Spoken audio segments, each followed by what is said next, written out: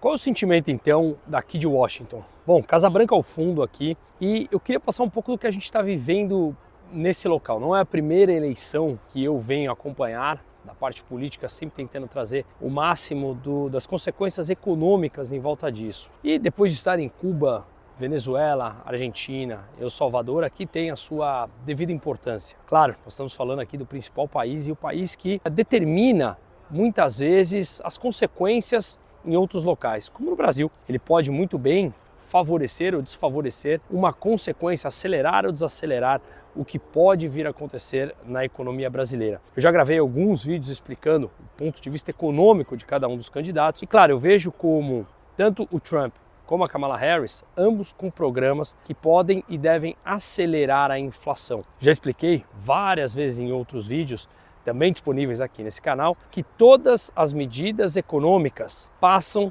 por, provavelmente, inflação mais alta na próxima década. Teremos uma década de inflação mais alta e juros mais altos do que foi na passada. Isso, indubitavelmente, falamos isso há bastante tempo, até mesmo porque os governos começam a perder um pouco do fôlego esse de injetar dinheiro nas economias, intervencionismo e aumento de dívida pública, que, por uma série de motivos, acabou não trazendo inflação na última década, ou nas duas primeiras décadas desse século, como, por exemplo, a China, que naturalmente estava construindo um país ali, toda a infraestrutura, demandando todo tipo de commodities, e agora com a dificuldade imensa em transformar a China numa economia de consumo. Ou seja, com a China desacelerando, que no meu entender o modelo econômico chinês com intervencionismo tende a chegar ao fim, no meu entender. As consequências desse intervencionismo e do endividamento, ela é brutal, ela é altíssima. Pois bem, dado o que temos aqui nos Estados Unidos, a Kamala Harris e o Trump, ambos pregam taxa de juros mais baixo e um dólar mais fraco, até para favorecer as exportações e estimular a economia. Só que isso é inflacionário. Ambos também pregam mais tarifas no comércio internacional, que também é inflacionário. Só que o Trump quer baixar os impostos. O que, sob o ponto de vista econômico, para mim, é o que eu defendo. E, sob o ponto de vista moral, óbvio também. Afinal de contas, imposto nada mais é do que uma forma do governo tomar aquilo que ele quer, tomar de todos nós, de maneira forçada. Você simplesmente não tem escolha para financiar projetos que eles defendem ou eles dizem ser para o seu benefício. Pois bem, então, baixar impostos para mim é um ponto extremamente relevante. O problema é que se o Trump continuar aumentando os gastos públicos e baixando os impostos, fica claro que o déficit aumenta. Os Estados Unidos já vem apresentando déficits fiscais da ordem de 6, 7% do PIB e uma dívida que ultrapassa os 35 trilhões de dólares, o que isso é inflacionário. Mas o Trump tem uma habilidade muito maior em conduzir ou pensar a economia, no meu entender, frente, obviamente, a Kamala Harris, que é de preservar a liberdade do empreendedorismo, apesar de ter uma série de intervencionismos na economia. Aqui nós estamos falando de uma opção binária. Do outro lado, nós temos a Kamala Harris, que historicamente é marxista. Ela prega uma intervenção brutal na economia. Inclusive, ela já se mostrou, em determinados casos, a favor de controle de preços. Controlar e congelar preços, a gente sabe que é algo catastrófico em qualquer economia. Toda a literatura e toda a prática já comprovou que isso simplesmente não funciona. Mas isso mostra uma particular preocupação porque estamos falando dos Estados Unidos, do que ainda pode ser chamado do berço da liberdade, liberdade de expressão, liberdade de empreender, liberdade dos estados, uma menor centralização e maior descentralização frente ao que vemos em vários países e, obviamente, no Brasil, que estamos agora nessa saga autoritária e centralizadora na mão desses burocratas.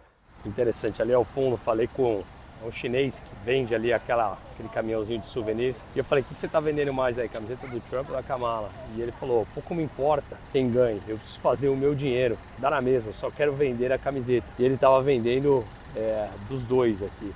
Então você tem camiseta e souvenirs dos dois.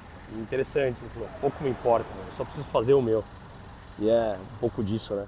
De qualquer forma, as principais plataformas aqui mencionadas dos dois governos devem sim trazer na próxima década ou nos próximos anos uma inflação mais alta, o que acaba favorecendo um aumento de dólares aqui nos Estados Unidos. Com isso, é claro que tendemos a ver mais dinheiro saindo dos mercados emergentes para vir para os Estados Unidos. E isso leva, obviamente, a uma desvalorização das moedas locais dos emergentes. Então, como fazer com que os emergentes continuem a receber ou passem a receber um capital importante? Você precisa ter as suas contas saneadas, precisa ter as suas contas em dia, senão você tem um risco maior de emergente. Os Estados Unidos com juros altos, qual é o incentivo que você tem a trazer dinheiro? Qual é o incentivo que você tem em deixar dinheiro nos países emergentes se você tem um juros alto nos Estados Unidos com um risco muito menor? Mesmo o risco nos Estados Unidos com endividamento local, a gente vê, obviamente, um risco muito menor frente aos países emergentes. Então, dado todo esse complexo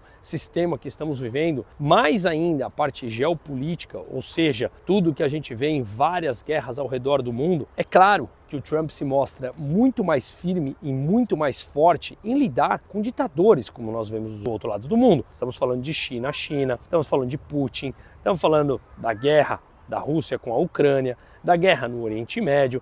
É claro que a firmeza do Trump levaria ou tenderia que essas guerras pudessem ter um desfecho, talvez mais rápido do que com a Kamala Harris, frágil por natureza, frágil na economia, frágil em sua fala, frágil ao lidar com outros governos. Estamos falando de governos autoritários, ditatoriais, que estão pouco se importando com uma democracia ou liberdade. Pense como funciona esses países que mencionamos, onde estão as guerras. Grupos terroristas como Hezbollah, grupos terroristas como Hamas, Putin, autoritário, na China, Partido Comunista. Realmente vocês acham que eles estão preocupados com a democracia, a liberdade de expressão, em que Kamala Harris chegaria com o seu discurso de gênero identitário, preocupado apenas em falar que defende uma minoria, quando na verdade essas práticas têm muito mais a ver com controle em si? Qual seria a fragilidade que os Estados Unidos entraria e, consequente, o mundo frente a esses países e esses governantes autoritários? Portanto, é claro que, na minha opinião aqui, entre esses dois, a escolha também é muito clara. A escolha tende a ser muito mais clara. E me preocupa muito os Estados Unidos, um país que tem um PIB per capita na casa dos 75 mil dólares. No Brasil, para ter uma ideia, é por volta de 9 mil dólares. Um dos países mais ricos do mundo, berço ainda de uma das liberdades que podemos exercer por aqui. Pois bem, me assusta muito que um país como esse, em que quando a gente anda aqui em volta, por mais que tenham vários problemas, a gente ainda tem muito a admirar. Temos a admirar a liberdade, temos a admirar que em muitos locais aquelas casas sem muros, onde as pessoas vivem com muito menos preocupação sobre a violência. Enfim, temos muitas coisas que poderíamos enumerar aqui que gera, sim, inveja em muitos outros países. Como é que um país como esse, de 330, 340, 350 milhões de pessoas, está pensando na possibilidade de ser governado por Kamala Harris, alguém que tem um histórico marxista, alguém que tem um histórico intervencionista, fraca por natureza na concepção de lidar com governos autoritários, com ideias que simplesmente não param de pé, com uma agenda woke para sustentar, que acaba por prejudicar as empresas, consequentemente o emprego, consequentemente a renda, a defesa que eles fazem, a esquerda, de bandidos. Veja a Califórnia, onde você pode roubar até 900 mil dólares que nada acontece. Que mundo é esse em que permite esse tipo de governante entrar e conduzir os seus países? E mais, os Estados Unidos, como eu acabei de falar, um dos países mais importantes do mundo, com a possibilidade de ter a Kamala Harris como presidente. Isso realmente assusta. Estou longe de falar que o Trump é o sonho, é o ideal, nada disso. Mas olha o seu oponente, olha o que pode acontecer e fragilizar os Estados Unidos e, consequentemente, todos os outros países. Os Estados Unidos é principal parceiro comercial também de muitos países. Você não é o primeiro, o segundo ou o terceiro. Ou seja, uma economia gigantesca, com instituições que tendem a ser muito mais fortes. Saída para os dois mares, o país que tem maior quilômetro de rios navegáveis em todo o mundo. Um país que nasceu para ser livre, se perdendo para uma agenda autoritária, de identitarismo, de intervencionismo econômico. Isso não pode acontecer. É claro que isso respinga em vários outros países, inclusive no Brasil e principalmente nesse mundo complexo, cheio de guerras. Então chegamos aqui nesse ambiente acreditando que estaremos respirando as eleições. Vamos olhar um pouco aqui em volta minha e a gente vê que várias coberturas de televisões estão fazendo isso, né? Mas, de qualquer maneira, não está como eu imaginava. Aqui à volta a gente vê vários caminhõezinhos vendendo souvenirs ali, vendendo camisetas dos dois, tanto de Trump como de Harris. Perguntei para eles e a maioria falou: pouco me importa quem ganha, eu só preciso fazer aqui o meu dinheiro.